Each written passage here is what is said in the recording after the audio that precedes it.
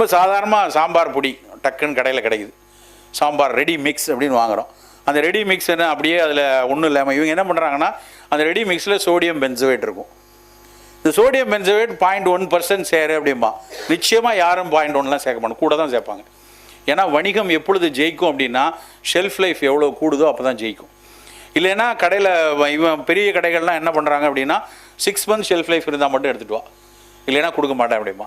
So 6 months shelf life வேணும்னா இவன் என்ன பண்ணிடுவான், டக்குன்னு எதுக்கும் 1% கூட போட்டுக்குவோம். யார் பார்க்க போகிறா?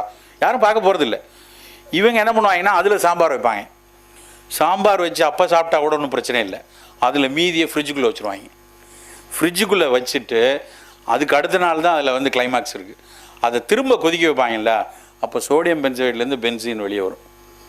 பென்சீன் நேரடியான புற்றுநோய் காரணி. இப்போ யாருக்கும் இது வந்து என்ன மீந்திரதை சுட வச்சு சாப்பிட்றது என்னப்பா தப்பு